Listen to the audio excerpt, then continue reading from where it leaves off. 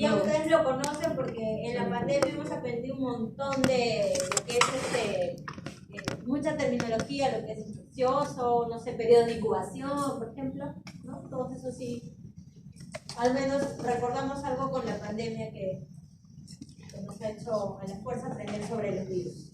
Bueno, lo que esperamos en la sesión de hoy es que ustedes comprendan las características de la patogénesis viral como modelo infeccioso, porque el término de patogénesis no solamente se relaciona con los virus, sino con todos los agentes infecciosos, ¿no?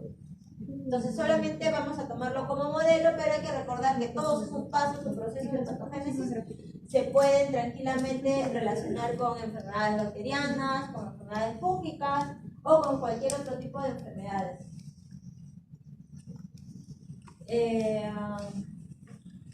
La patogénesis viral es un mecanismo que explica la relación célula-virus-hospedero.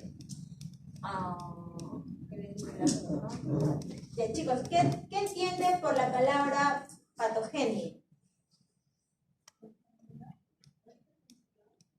¿Cómo? Patogénesis como un origen de la enfermedad, ¿no? Porque génesis. Y la palabra patogenia.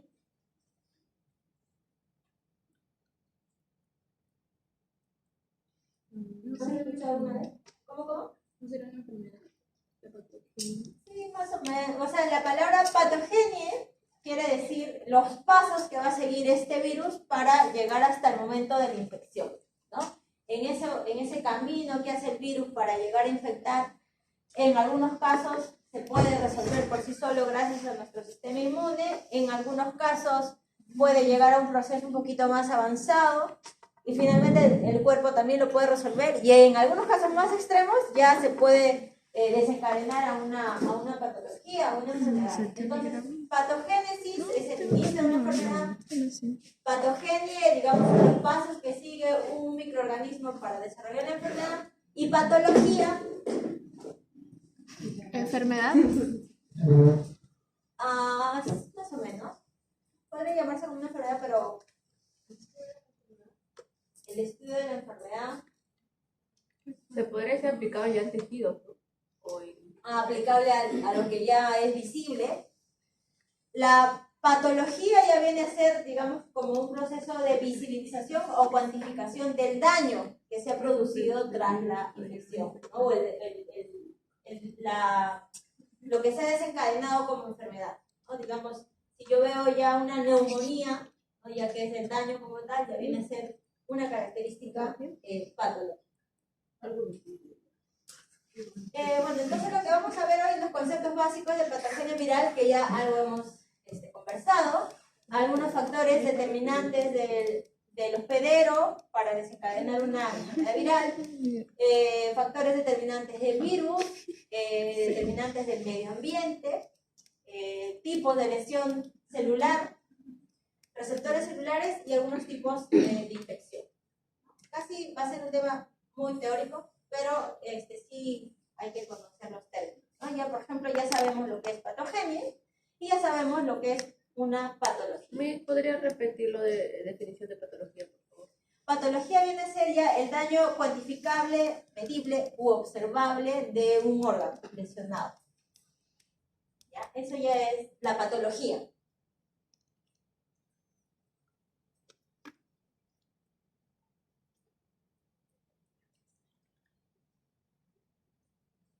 Entonces, patogénesis viene a ser ya el proceso por el cual el virus va a producir la enfermedad en el hospedador, ¿no? En la célula huésped. La patogenia se puede estudiar a diferentes niveles, ¿no? Desde el momento en que ingresa a ser, digamos, una primera fase, a lo mejor el cuerpo tiene la capacidad de resolverlo, pero a lo mejor no, y si es que no, esto va a seguir continuando a ser una segunda fase, y luego ya desencadenar una enfermedad como tal, ¿no?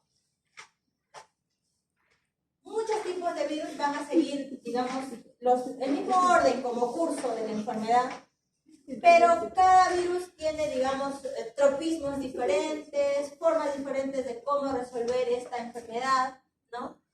Y los periodos de incubación o ciertos factores que los van a diferenciar entre virus virus, ¿no? Pero digamos en cuanto al orden general, casi los virus van a seguir casi el mismo orden. Lo que sí a lo mejor va a ser diferente van a ser en los tipos de patologías que pueden tener cada uno, ¿no? Porque algunos si hacen tropismo a nivel de las células del epitelio alveolar, va a hacer daño a nivel del pulmón, ¿verdad? Aquellos que tienen tropismo que en el epitelio del tracto gastrointestinal van a hacer daño a ese nivel, ¿no? Y así dependiendo del tropismo, vamos a ver los diferentes tipos de patologías que se van a desencadenar tras una infección viral.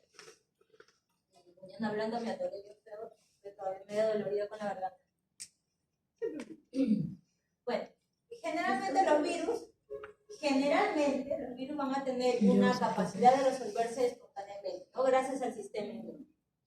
Pero no en todos los casos va a ser posible, ¿no? Hay virus en los cuales ni el sistema inmune puede ser capaz de protegernos, ¿no? ¿Qué virus creen que sea tan letal para que nuestro sistema inmune pueda ser vencido fácilmente? En una gripe sí, ¿no? Ébola, por ejemplo, ¿no? Ébola es uno de los virus muy letales, muy agudos, en los cuales el sistema inmune muy pocas veces protege o casi no protege, la mayoría de las veces nos lleva a la muerte, una muerte ya por unas hemorragias profusas que nos causa esta diseminación de los glóbulos rojos a través de los vasos sanguíneos rotos. Y la muerte prácticamente se da por un shock hipovolémico, ¿no? Por estas pérdidas grandes de sangre.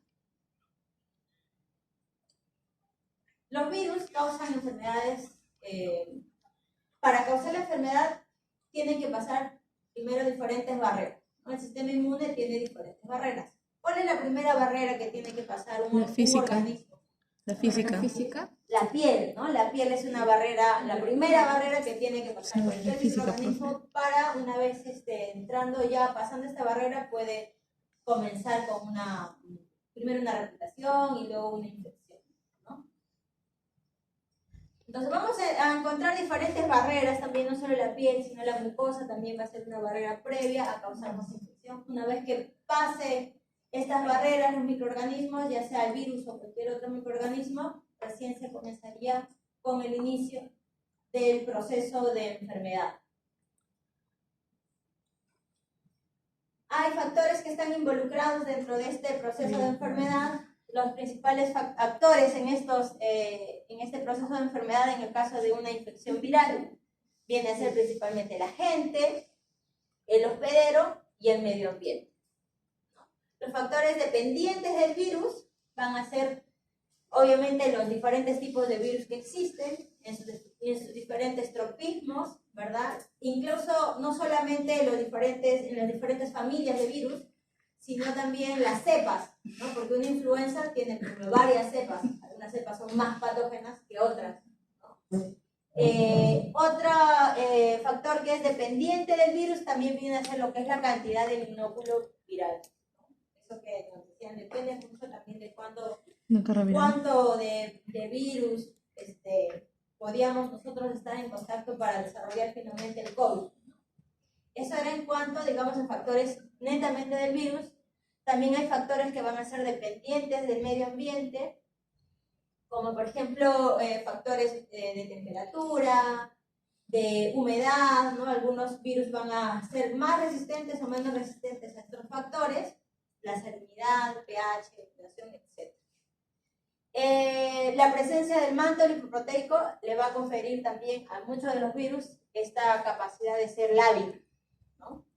¿Saben, no? ¿Qué es la palabra lábil? ¿Me han escuchado? No. ¿En química no me han escuchado? ¿Qué es un elemento lábil? ¿Qué es? Termolábil, que cambia con el calor. Por lo tanto, lábil significa la capacidad que tiene de cambiar rápidamente, ¿no? Entonces, recuerden que hay algunos virus, como los virus envueltos, que tienen una membrana externa, membrana que toman de su hueso. Por lo tanto, esos virus le ayuda un poco también el que puedan ser lábiles en un manto lipoproteico, ¿no? Otros factores que van a ser ya dependientes netamente del huésped, no van a ser los factores innatos, como por ejemplo, esto que se define como algunos vamos a ser resistentes, ya sea por infecciones previas y tenemos memoria, ¿no? Esta inmunidad de memoria, o algunos van a ser susceptibles porque no tienen una infección previa, son, digamos, primoinfección, que se llama la primoinfección, o otros factores que son dependientes del huésped pueden ser, por ejemplo, la edad, ¿verdad? Los niños, los bebés y los adultos mayores son más predisponentes a que cualquier enfermedad infecciosa los ataque. El sexo, hay enfermedades que atacan más al sexo femenino que al masculino, ¿verdad? ¿Qué otra cosa más puede ser? La raza también es otro factor predisponente, etcétera, ¿no? Vamos a ver una infinidad de factores predisponentes dependientes del huésped. Y otro factor que es dependiente del huésped también es la capacidad del sistema inmune, ¿no? Estos son factores predisponentes también del huésped, que hablábamos, la predisposición genética. Otro factor predisponente viene a ser también aquellos viajes que se realizan al extranjero, ¿verdad? A veces sin vacunas, y llegamos con una enfermedad nueva para el lugar, ¿no? Entonces, un viaje al extranjero sin saber a dónde yo me voy a exponer, me puede predisponer a tener una infección, por ejemplo, viral. Si me voy, por ejemplo, a la selva sin vacunarme contra fiebre amarilla, ¿no? Eso me predispone, ¿no? A viajar a un lugar donde yo no estoy previamente vacunada. El estilo de vida también, ¿no? Los estilos de vida ahora que están de moda, estilos de vida saludables, que hay que hacer tantas horas de ejercicio, tomar agua, dormir bien, ¿no? Que a veces lo que nos falta a todos es dormir bien, pero bueno, a veces no. Otro factor predisponente también, por ejemplo, es en el caso de los niños que van a guardería. ¿Han escuchado, por ejemplo, los niños que suelen ir al nido, ¿no? Constantemente se contagian constantemente de virus, bacterias, ¿no? Los niños que están en el nido. Pero en ese periodo que están en el nido, digamos, van agarrando inmunidad. Y cuando ya van a la escuela, o ya van, digamos, digamos, primero llevan creo que jardín, luego la primaria, ¿no? Ya cuando llegan ya a la escuela, llegan con un sistema inmune más protegido, más fuerte, que aquel niño que nunca ha ido al nido, que la mamá lo ha cuidado hasta el momento de ir a la escuela, ¿no? Y que nunca ha salido de casa, que a lo mejor no tiene todavía el sistema inmune preparado para enfrentarse a los nuevos agentes, ¿no? Entonces eso también hace que me puede predisponer a contraer o no enfermedades dependiendo de si un niño ha ido o no a la guardería. La actividad sexual, ¿verdad? Hay muchas enfermedades que son de transmisión sexual, ¿no? Entonces eso también predispone. Las épocas del año, ¿no? Por ejemplo, en épocas del año en las que hace más frío, hay más influenza que en las épocas del año que hace más calor, o también la presencia de los vectores, ¿no? En épocas de año donde hace más calor, hay más mosquitos, por lo tanto, puede predisponer también a muchos virus que son transmitidos por los mosquitos, ¿no? Como ahora que estamos con el tema del dengue. Está fuerte el dengue. Está de moda. La patogénesis, por lo tanto, también se puede dividir en varias etapas, ¿ya? La primera etapa de una patogénesis es al inicio, ¿verdad? Cuando ingresa el virus al hospedador. Esa es una primera etapa. Una vez que ingresado al hospedador, este virus se va a propagar por diferentes vías. Esa es una segunda etapa. Puede ser por vía sanguínea, se puede propagar por vía nerviosa, se puede propagar por vía linfática, etc., ¿no? Puede tomar diferentes vías para propagarse el virus. Otra etapa es que una vez que viaja el virus, ¿verdad?, por el cuerpo, va a llegar ya a un órgano el cual tiene su tropismo, ¿no? Esta capacidad de reconocer a un órgano como tal para que pueda ya empezar la infección, ¿no? Reconocer a sus hospederos. Y luego la virulencia, que es la virulencia y es la capacidad infectiva que tiene el virus. Si son virus más patógenos o menos patógenos, eso es más o menos la virulencia. Más adelante vamos a seguir hablando de virulencia, por eso lo he puesto en negrito, solo un poco para entenderlo. Porque lo que pasa es que virulencia, desde un punto de vista epidemiológico, tiene otro concepto, que es más o menos relacionado al que tenemos ahora, pero ahorita les va a quedar un poquito más claro. Ahora, y luego tenemos lo que es el patrón de infección y de la enfermedad viral. Como les decía, los virus casi tienen el mismo mecanismo, pero va a depender de cada virus cuál es su patrón, porque si uno va al sistema digestivo, si otro va al sistema respiratorio, otro puede ir por vía nerviosa, ¿no? Entonces, por ahí los patrones pueden también diferir un poco. Y los factores, pues obviamente, predisponentes del operador. Eso puede llevar a cabo más o menos casos. Y finalmente, si ya se ha seguido con todas las etapas, ¿verdad? Se puede llegar ya a lo que es la defensa del hospedador, ya que el sistema inmune va a empezar a actuar, ya sea a resolverlo o también a crear ya la mejor inmunidad que ha pasado todo el proceso infeccioso. Los mecanismos de transmisión pueden ser por diferentes vías, ya sea por vía de aerosol, estornudo, ¿verdad? La vía respiratoria. Puede ser por vía oral, por el consumo de comidas contaminadas, aguas contaminadas, o por los fomites, que son, objetos inanimados que se pueden transmitir de forma mecánica a los microorganismos, ropas, tejidos, zapatos, las ruedas de un vehículo, etcétera, ¿no? El contacto directo con secreciones contaminadas también me puede predisponer a la enfermedad. Aquellas personas que trabajamos en el ámbito médico, siempre estamos pues prácticamente en contacto directo con diferentes secreciones, ¿no? El contacto sexual, o también puede ser a la hora del nacimiento, también es una vía de transmisión sexual, una vía de transmisión vertical, ¿no? De madre a bebé. Las transfusiones sanguíneas o el trasplante a órganos, o es otro mecanismo. La zoonosis, que también es bastante conocido por nosotros, debemos conocerla, además, es una vía de transmisión también si nos muerde un murciélago, si nos muerde un perro con rabia, ¿no? Y otra puede ser también la genética, ¿no? Porque hay algunos virus que tienen esta capacidad de acoplarse al ADN de su hospedero y luego ser transmisibles. Otra forma también de agrupar o de clasificar a los tipos de contagio o a las vías de contagio vienen a ser los contagios llamados contagios directos, que es de individuo enfermo a individuo sano. Puede ser un virus respiratorio, ¿no? O puede ser también por vías indirectas, a través de objetos inanimados, fomites o vectores, ¿no? Vía indirecta en las cuales tenemos un intermedio para llegar al contagio, como por ejemplo la fiebre amarilla, ¿no? Otros términos que están relacionados también con lo que es las vías de transmisión, que también ya en algunas otras enfermedades hemos conversado, ¿no? Algunas vías de transmisión, las llamadas vías de transmisión horizontal, que es de persona a persona, en este caso de persona a persona, pero nosotros hemos hecho de animal a animal cuando hablábamos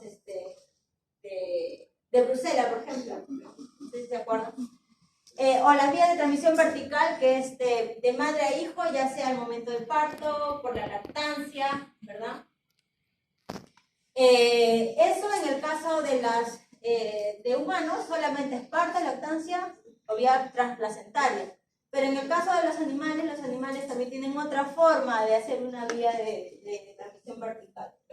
Saben que las mamás lamen a los bebés, los limpian, ¿no? Las mamás humanas no hacemos eso. Yo sí. Entonces, es otra forma también de ser una vía de transmisión vertical, ¿ya? Cuando las mamás acicalan a sus bebés. Los periodos de incubación también es un término que es muy conocido porque en época de pandemia no nos decían el periodo de incubación. ¿Qué viene a ser el periodo de incubación? es el periodo o es el tiempo en los cuales hemos estado expuestos al microorganismo hasta la aparición de los primeros síntomas, ¿no? A ese periodo, a ese espacio de tiempo se le llama periodo de incubación. Desde que me he contagiado. Claro, desde que has entrado en contacto, digamos, he agarrado esto, me lo he metido en la boca, entonces pueden pasar 2-3 días y comienzo con los primeros signos clínicos, todo ese periodo de los 2-3 días es el periodo de incubación. Hasta que se desarrolle.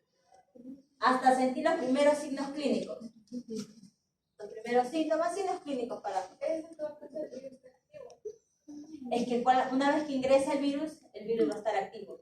Hasta que, siempre y cuando mi sistema inmune también lo mate, más bien, deje pasar. Claro. Porque se acuerdan que había en la época de pandemia los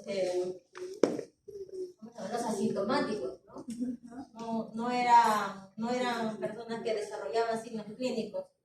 Y ese es otro caso también, ¿no? Otro caso diferente. ¿Cuánto era el tiempo de incubación del COVID? ¿Se acuerdan? ¿Cómo? ¿Tiempo de incubación para la aparición del COVID? ¿15 días? Una semana, creo. Una semana. Eran 4 o 5 días, hasta 7 días, por ahí decían, 15 días. Más o menos, sí, eran más o menos 4 o 5 días. Y otro término que vamos a conocer también es la llamada comunicabilidad, que refiere a la capacidad que tienen los virus para propagarse a través de secreciones, por diferentes secreciones. Sean vía secreciones nasales, secreciones sexuales, secreciones de diferentes tipos. Si estamos en contacto con este tipo de secreciones, también nos podemos contagiar, ¿no? Pero esa capacidad que tiene el virus de propagarse por secreciones se denomina comunicabilidad. ¿Ya?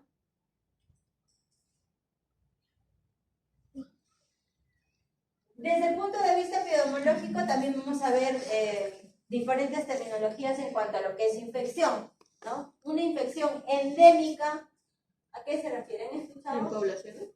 A un grupo, nada más, ¿no? Es digamos, es solamente como un brote en una sola población en las cuales no es muy seguido que sucede esta enfermedad, ¿no? Y es propio de una enfermedad. Y eso también es importante conocer, porque, digamos, si una persona que vive, viene una persona de México y va a visitar Loreto y se va luego a su país y llega con su fiebre amarilla, ¿no? Que es lo más común a veces que sucede.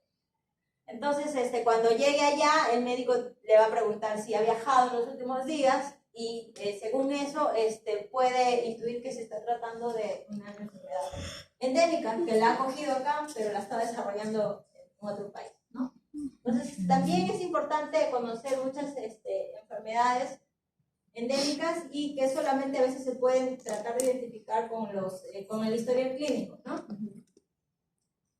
Entonces, es la llamada infección de tipo endémica, en las cuales es de un nivel bastante bajo, pero constante en el tiempo. Dice, el dengue es endémico, ¿no? El dengue ahorita estamos como epidémico. Ahorita el dengue se está comportando como una epidemia para nuestro país. Pero en principio estaba como... Al principio estaba como endémico porque estaban, digamos, solamente en el norte, pero ahorita ya no solo hay en el norte, ya está llegando. Ya hay muchos casos epidémicos, no sé si siga bajando, pero ya está teniendo un comportamiento epidémico. Y esto ha sido de forma súbita. La infección epidémica es de forma súbita, pero solamente, digamos, engloba a una población. En este caso, solo nuestro país está siendo atacado por el dengue. Sí.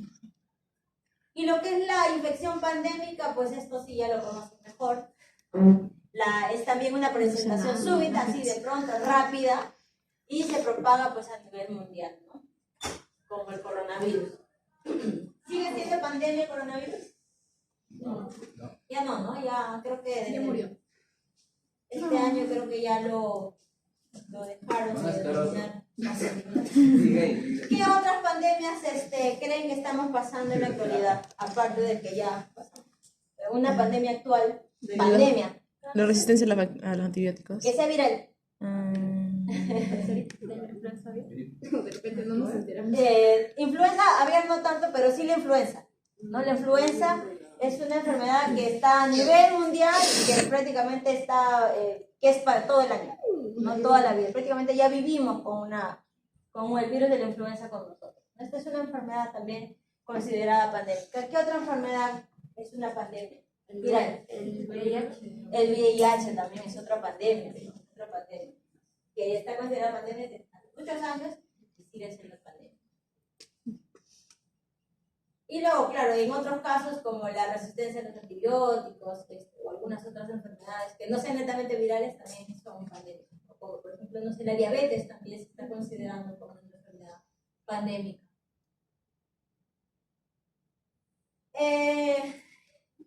Como otros conceptos epidemiológicos vamos a mencionar también a la infectividad. ¿Qué viene a ser la infectividad? ¿No? La infectividad viene a ser la capacidad que tiene un patógeno para invadir un organismo y provocar una infección. Eso significa infectividad. Es la capacidad del patógeno para ingresar y provocar una infección. Otro término que tenemos que conocer es el índice de enfermedad. Son términos epidemiológicos. Con muchos de estos términos vamos a, digamos, hacer el seguimiento de la enfermedad, ¿no? El índice de la enfermedad se refiere al número de personas que desarrollan la enfermedad entre el número de personas infectadas. ¿Se acuerdan de les decía de los casos que los asintomáticos estaban dentro, todo ese grupo grande de los infectados asintomáticos y sintomáticos, ¿ya? Entonces, el índice de enfermedad son aquellos que han desarrollado los síntomas, los que han hecho enfermedad entre el total de los asintomáticos con los, porque todos han sido infectados. Todos están infectados, pero solo los que están con los síntomas. Ajá, exacto. Solo los que están con los síntomas, ¿no? Ese viene a ser ya su índice de la enfermedad.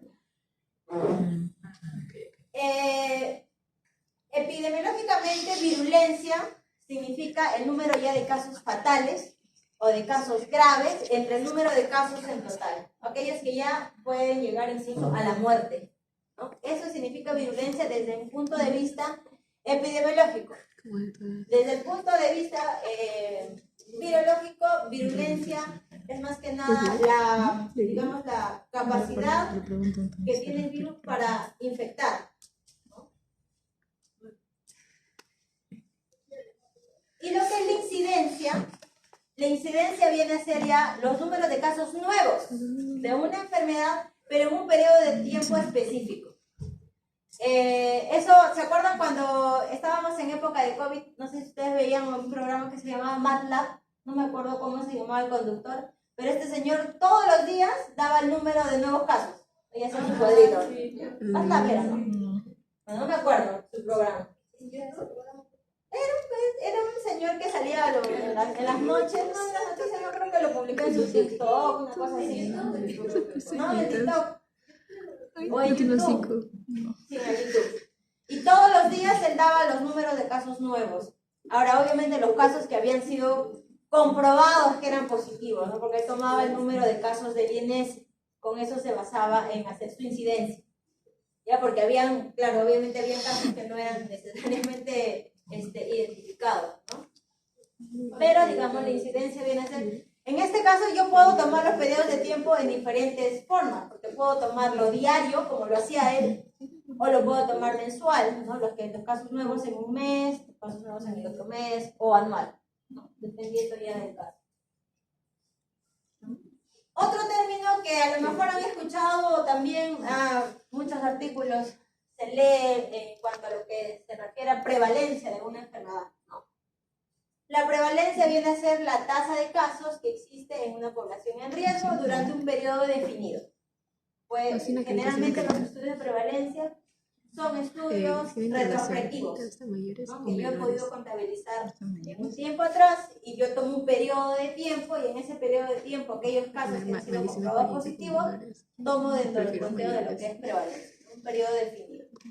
Por ejemplo, cuando busquen cualquier artículo que se refiere a prevalencia, siempre le van a poner un periodo de 2011 a 2017. En todos los casos de prevalencia. Este es un caso que ya pasó. Un caso que pasó. No, estoy retrospectivo.